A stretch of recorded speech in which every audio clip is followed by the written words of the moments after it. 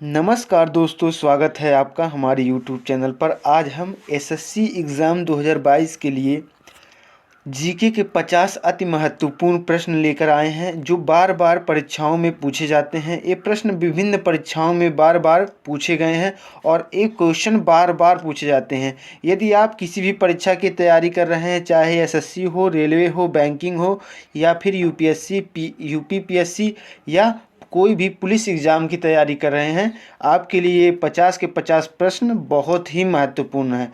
तो प्लीज़ इस वीडियो को बहुत ध्यान से देखिएगा और 50 के 50 प्रश्नों को ध्यान से देखिएगा और आप उम्मीद करेंगे कि यह वीडियो आपके लिए बहुत ही इन्फॉर्मेटिव और यूजफुल साबित होगा। तो वीडियो की शुरुआत करते हैं बिना किसी देरी के। हमने 50 के 50 प्रश्न बहुत ही सिलेक्टेड और इम्पॉर्टेंट लिए हैं इस एग्ज़ाम की तैयारी के लिए। तो वीडियो की शुरुआत करते हैं। पहला प्रश्न है, भारत में पशुओं का सबसे बड़ा मेला कहाँ लगता है? तो भारत में पशुओं का सबसे बड़ा मेला लगता है सोनपुर, बिहार में। कहाँ लगता है?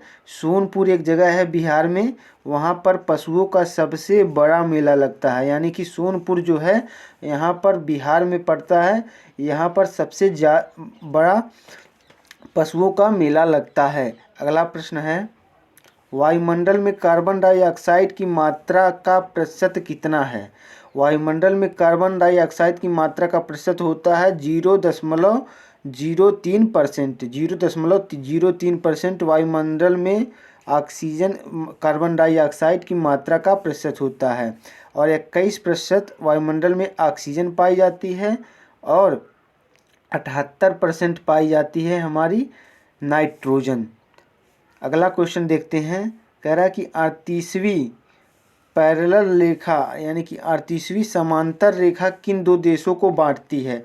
तो 38वीं समांतर रेखा बांटती है उत्तरी कोरिया और दक्षिणी कोरिया को। उत्तरी कोरिया और दक्षिणी कोरिया को 38वीं अंश समांतर रेखा बांटती है। अगला प्रश्न है, त्रिपिटक जो बौद्ध धर्म का प्रसिद्ध ग्रंथ है, त्रिपिटक जो बौद्ध धर्म का प्रसिद्ध ग्रंथ है, यह किस भाषा में लिखा गया है? तो त्रिपिटक, पहली बात तो ये बौद्ध धर्म का ग्रंथ है और दूसरी बात यह किस भाषा में लिखा गया है? तो यह लिखा गया है पाली भाषा में। किस भाषा में लिखा गया है? पाली भाषा में त्रिपिटक को लिखा गया है। अगला क्वेश्चन देखते हैं। कह रहा है कि किस मौर्य शासक के शासनकाल में तृतीय बौद्ध संगीत का आयोजन किया गया था? तृतीय बौद्ध संगीत का आयोजन किया गया था सम्राट अशोक के शासनकाल में। सम्राट अशोक के शासनकाल में तृतीय बौद्ध संगीत का आयोजन किया गया था। नेक्स्ट क्वेश्चन देखते हैं। कह रहा है कि प्रसिद्ध ग्रंथ अष्टाध्यायी की रचना की थी। अष्टाध्यायी की रचना किसने की थी? अष्टाध्यायी की रचना की थी महर्षि पाणिनि ने। महर्षि पाणिनि ने अष्टाध्यायी नामक ग्रंथ की रचना की थी। बहुत बार पूछे जाने वाला क्वेश्चन है। अगला क्वेश्चन है, अंडमान निकोबार द्वीप समूह में कितने द्वीप मौजूद हैं? अंडमान निकोबार द्वीप समूह में कुल 324 द्वीप हैं। कितने द्वीप हैं? 324 द्वीप। बहुत बार क्वेश्चन पूछा गया है ये भी एग्जाम में, बहुत महत्वपूर्ण है एग्जाम के लिहाज से ये भी क्वेश्चन। अगला प्रश्न है, कह रहा है कि संसद के दो सत्रों के बीच अधिकतम अवधि कितनी हो सकती है? तो संसद के दो सत्रों के बीच अधिकतम अवधि हो सकती है जो वो हो सकती है 6 माह। 6 माह अधिकतम अवधि हो सकती है संसद के दो सत्रों के बीच। अगला क्वेश्चन है, ऋतुसंहार, कुमार संभव तथा रघुवंशम किसकी रचनाएं हैं? ऋतुसंहार, कुमार संभव और रघुवंशम ये तीनों की तीनों कालिदास की रचनाएं हैं। कालिदास ने इनकी रचना की थी। अगला क्वेश्चन है, महाबलीपुरम के रथ मंदिर का निर्माण किस पल्लव शासक ने करवाया था? तो पहली बात ये जान लीजिए कि महाबलीपुरम के रथ मंदिर का निर्माण पल्लव शासकों ने कराया था। और किसने करवाया था पल्लव में? पल्लव में करवाया था नरसिंह वर्मन ने। नरसिंह वर्मन ने महाबलीपुरम के रथ मंदिर का निर्माण करवाया था, याद रखिएगा। अगला क्वेश्चन है, जिम कॉर्बेट राष्ट्रीय उद्यान किस राज्य में स्थित है? जिम कॉर्बेट राष्ट्रीय उद्यान किस राज्य में स्थित है? तो जिम कॉर्बेट राष्ट्रीय उद्यान उत्तराखंड में स्थित है। उत्तराखंड में स्थित है जिम कॉर्बेट राष्ट्रीय उद्यान। अगला क्वेश्चन है, खजुराहो के मंदिर का निर्माण किस वंश के शासकों ने करवाया? खजुराहो के मंदिर का निर्माण किस वंश के शासकों ने करवाया था? तो खजुराहो के मंदिर का निर्माण जो है वो चंदेल वंश के शासकों ने करवाया था। किस वंश के शासकों ने करवाया था? चंदेल वंश के शासकों ने।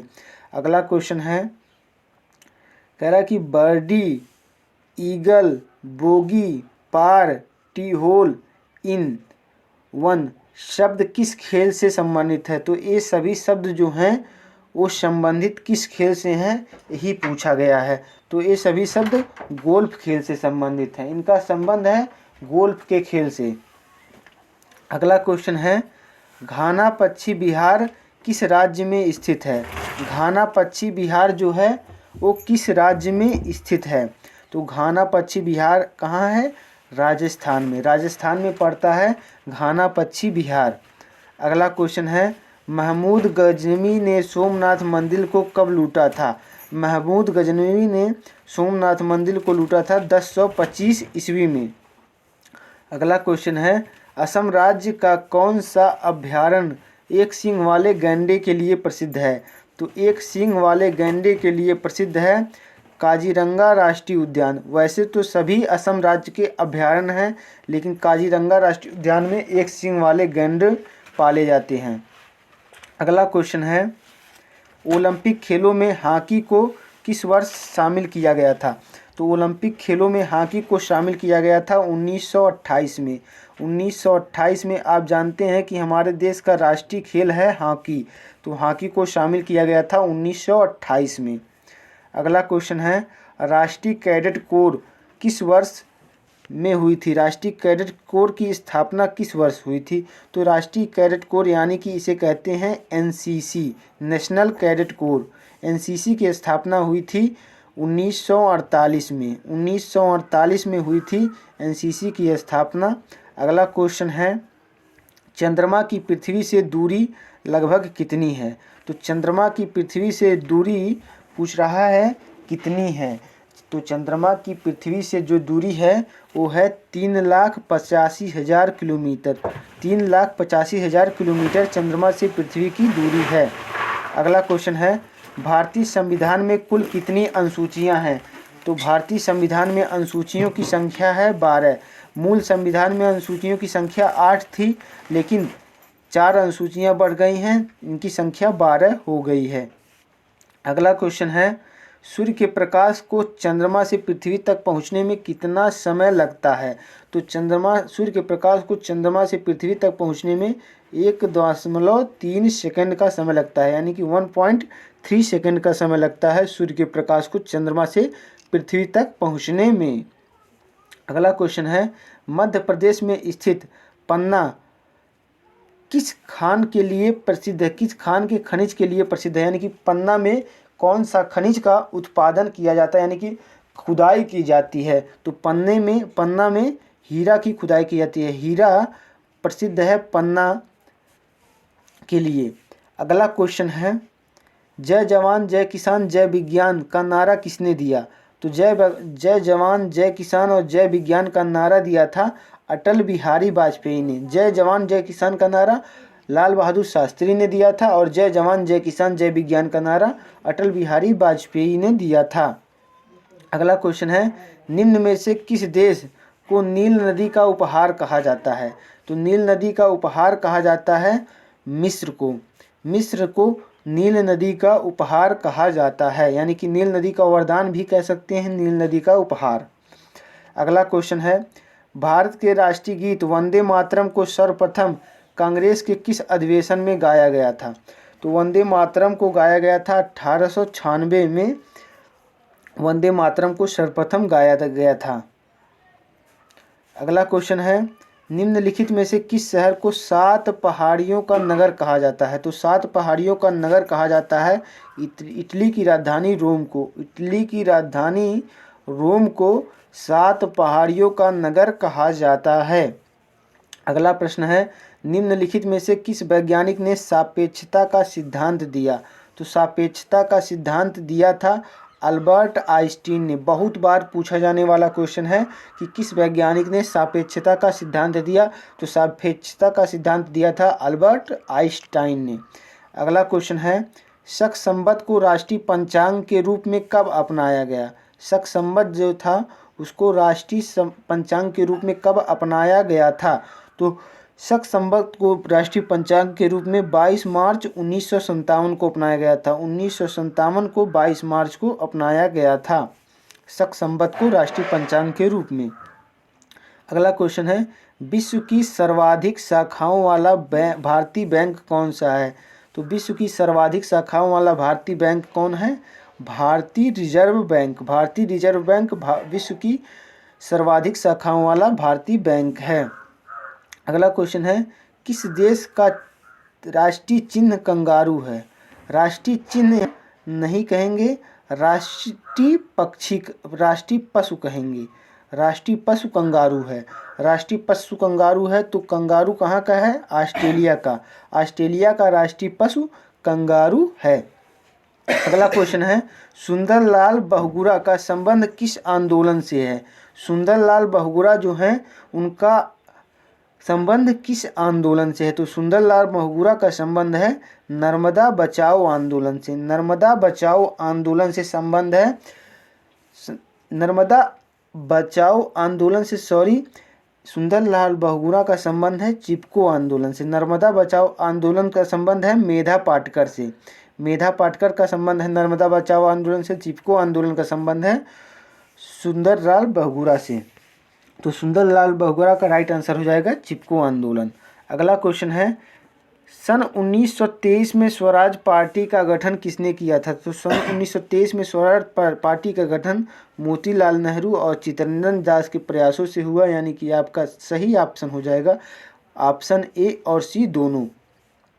अगला क्वेश्चन है, संयुक्त राज्य अमेरिका के पहले राष्ट्रपति कौन से थे? संयुक्त राज्य अमेरिका के सबसे पहले राष्ट्रपति थे George Washington. George Washington America के सबसे पहले राष्ट्रपति थे। और पहले अश्वेत राष्ट्रपति कौन थे? तो बराक ओबामा पहले अश्वेत राष्ट्रपति थे अमेरिका के। अगला क्वेश्चन है, जर्मनी के एकीकरण का श्रेय किसे दिया जाता है? तो जर्मनी का जो एकीकरण हुआ था, यानी कि जर्मनी कई राज्यों में विभक्त था, उसका जब एकीकरण हुआ, ऐसे ऐसे कई राज्यों में जर्मनी विभक्त था, जब उसका एकीकरण हुआ तो एकीकरण का श्रेय किसको दिया गया? तो इसको दिया गया बिस्मार्क को। बिस्मार्क ने ही जर्मनी का एकीकरण में बहुत योगदान दिया था। जर्मनी के एकीकरण में बिस्मार्क नहीं होगा, जर्मनी के एकीकरण में हिटलर होगा, क्योंकि जर्मनी से संबंध है हिटलर का, न कि बिस्मार्क का। तो हिटलर इसका राइट आंसर होगा। जर्मनी के एकीकरण का श्रेय हिटलर को दिया गया। अगला क्वेश्चन है, ईस्ट इंडिया कंपनी को सूरत में कंपनी का पहला कारखाना लगाने की इजाज़त किस मुग़ल बादशाह ने दी थी? तो ईस्ट इंडिया कंपनी को सूरत में कंपनी का पहला कारखाना लगाने की इजाज़त दी थी जहांगीर ने। जहांगीर ने सबसे पहले इजाज़त दी थी ईस्ट इंडिया कंपनी को सूरत में कारखाना लगाने के लिए, और अंग्रेज़ों की सबसे पहली कंपनी सूरत में ही स्थापित हुई थी। अगला क्वेश्चन है, निम्नलिखित में से कौन सा भारत का क्षेत्र पुर्तगालियों का प्रथम व्यापारिक केंद्र था? तो पुर्तगालियों का प्रथम व्यापारिक केंद्र गोवा था और सूरत था ईस्ट इंडिया कंपनी यानी कि अंग्रेज़ों का। तो गोवा आपका राइट आंसर होगा इस क्वेश्चन के लिए हिसाब से। अगला क्वेश्चन है, 2011 की जनगणना के अनुसार, कह रहा है कि 2011 की जनगणना के अनुसार अरुणाचल प्रदेश भारत का सबसे कम जनसंख्या घनत्व वाला राज्य है। इस जनगणना के अनुसार अरुणाचल प्रदेश का जनसंख्या घनत्व कितना है? तो याद रखिएगा, बहुत बार पूछा गया है, इसको पूछे जाने की आगे भी संभावना है। तो अरुणाचल प्रदेश का जनघनत्व है 17 व्यक्ति प्रति वर्ग किलोमीटर। 17 व्यक्ति प्रति वर्ग किलोमीटर अरुणाचल प्रदेश का घनत्व है। अगला क्वेश्चन है, हर्षचरित एवं कादम्बरी किसकी रचना है? हर्षचरित और कादम्बरी रचना है किसकी? हर्षचरित और कादम्बरी जो है वो बाणभट्ट की रचना है। किसकी रचना है? बाणभट्ट की। मेगास्थनीज की रचना है इंडिका। इंडिका जो है ये मेगास्थनीज की रचना है और हर्षचरित और कादम्बरी बाणभट्ट की रचना है। अगला क्वेश्चन है, पेंसिल की लीड किस तत्व की बनी होती है? पेंसिल की जो लीड होती है, यानी कि पेंसिल जो है ऐसा होता है इस आकार का पेंसिल, तो ये जो लीड होती है ये लीड किसकी बनी होती है कह रहा, तो ये लीड बनी होती है ग्रेफाइट की। किसकी बनी होती है? ग्रेफाइट की। अगला क्वेश्चन है, भारत के संविधान की सभा की पहली बैठक कब हुई?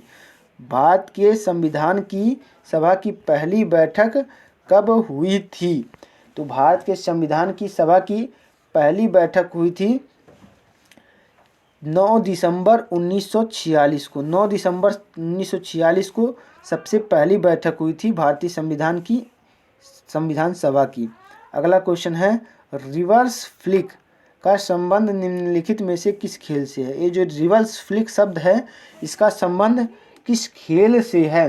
पूछ रहा है रिवर्स फ्लिक का संबंध किस खेल से है, तो ये संबंध है हॉकी से। हॉकी में रिवर्स फ्लिक शब्द का प्रयोग किया जाता है। अगला क्वेश्चन है, खुदाई से प्राप्त अशोक के अधिकांश शिलालेख किस लिपि में लिखे गए हैं? तो अधिकांश शिलालेख जो है अशोक के वो लिखे गए हैं ब्राह्मी लिपि में। किस लिपि में लिखे गए हैं? ब्राह्मी लिपि में लिखे गए हैं। अगला क्वेश्चन है, शुष्क सेल में क्या पाया जाता है? शुष्क सेल में क्या पाया जाता है? शुष्क सेल में किसकी मात्रा पाई जाती है? तो शुष्क सेल में पाई जाती है सोडियम सल्फेट की मात्रा। किसकी मात्रा पाई जाती है शुष्क सेल में? सोडियम सल्फेट नहीं, अमोनियम क्लोराइड होगा। अमोनियम क्लोराइड की मात्रा पाई जाती है शुष्क सेल में। अमोनियम क्लोराइड की मात्रा पाई जाती है शुष्क सेल में। अगला क्वेश्चन है, मानस राष्ट्रीय उद्यान किस राज्य में स्थित है? तो मानस राष्ट्रीय उद्यान बहुत इंपॉर्टेंट, बहुत बार पूछा जाता है। तो मानस राष्ट्रीय उद्यान है असम में। असम में स्थित है मानस राष्ट्रीय उद्यान। अगला क्वेश्चन है, विश्व का सबसे बड़ा डाक तंत्र किस देश में का है? विश्व का सबसे बड़ा डाक तंत्र भारत में स्थित है। भारत में विश्व का सबसे बड़ा डाक तंत्र है।